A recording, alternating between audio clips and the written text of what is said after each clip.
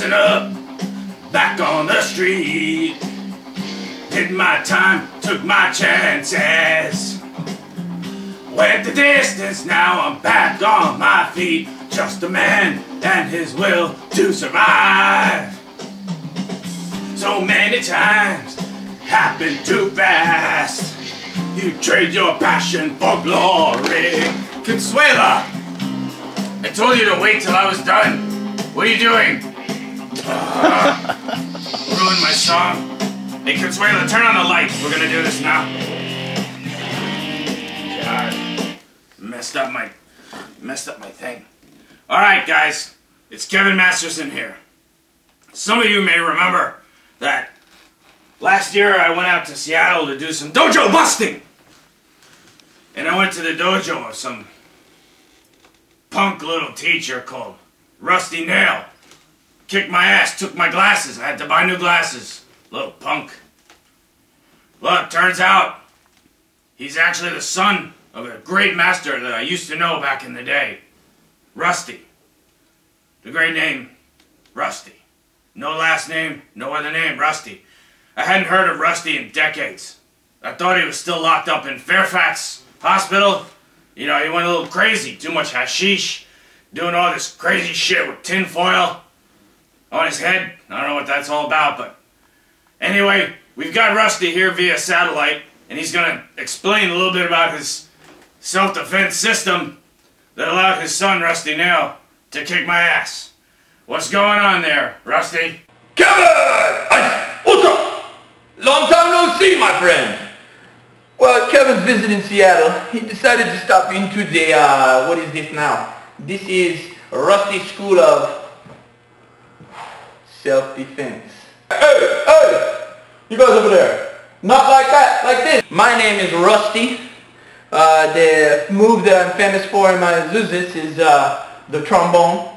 So that people, my students like to refer to it as Rusty's trombone. I like to set a good example for the kids, and sometimes people refer to me as Major. As you can see, I'm a Major in the Junior ROTC Marine Corps.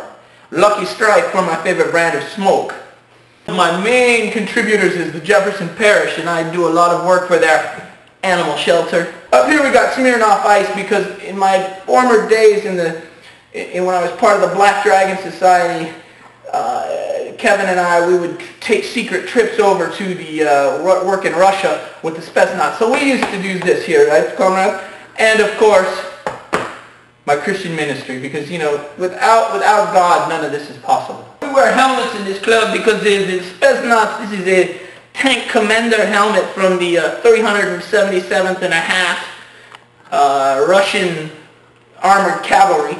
Here is honorary Hello Kitty Society. Some of you noticed the foot.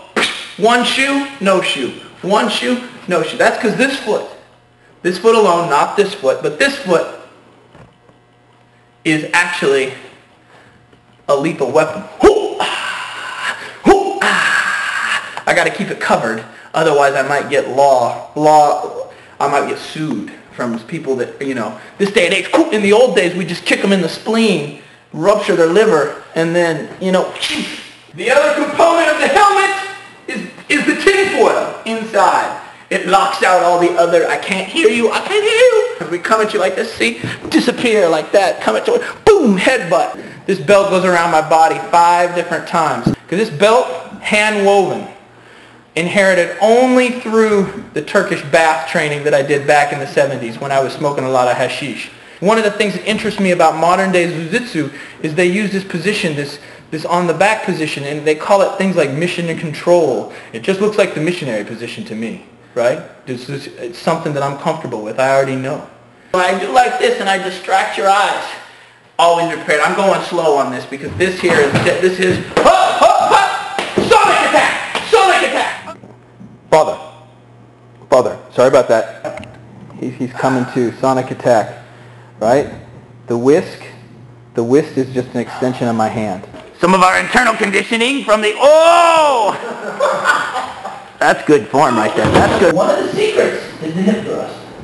Never underestimate the hip thrust. Right? And always smile. Always using your environment. So when someone comes at you with a weapon, the two things that are important to do is use inferior force, get closer, and as the Iga ninja like to say, defang the mongoose. So if someone were to come at me with a knife, and then evasion. My name is Marco Ventura, and I went, in just 5 weeks, I went from not being able to get out of a reclining chair to being a ninja the 7th dan. And I earned my black belt, No, I'm not going to say that. I can't. Look, it's all about the patches and the headgear. If it wasn't about the patches and headgear, no one would be wearing them. Hey guys, it's Rusty again. I'm hiding in my hold on. Oh, so that's not good. Yeah. Hey, I'm hiding in the closet of the club. It's the dojo, of course. I'm hiding because there's a few things I need to tell you about. That's a secret that my guys don't ever like to show. So a few things that go into the Rusty system of self-defense.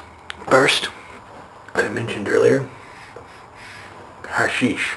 I know every study that's ever been done says that mind-altering things typically do not make our performance better, but I have learned it many, many years ago, the 70s, that it does make it better.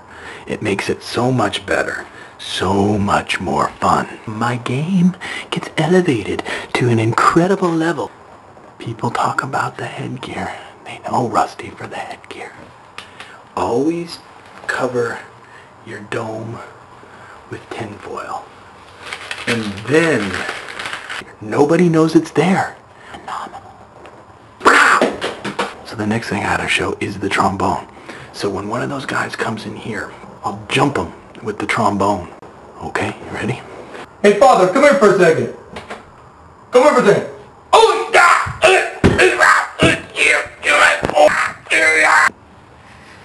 Do you guys get that?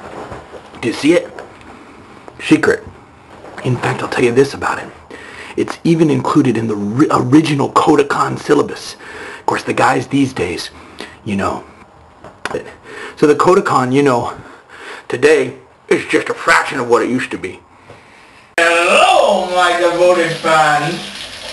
This is I, Rusty, taking you into the bowels of our training, the Turkish bath. Dating back to the early 70s, when Kevin and I were new to this martial art game. If you have heeded my warning and my advice, you step down the stairs, you're wearing your headgear, included the tinfoil lining. Let me talk about that for a quick second. That's the second I gotta talk about. The tinfoil lining is a bit problematic.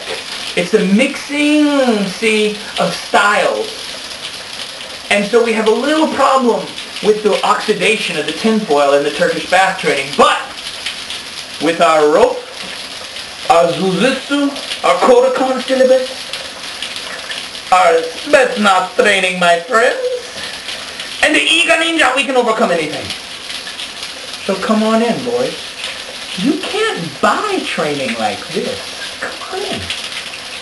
Come on in. Come on.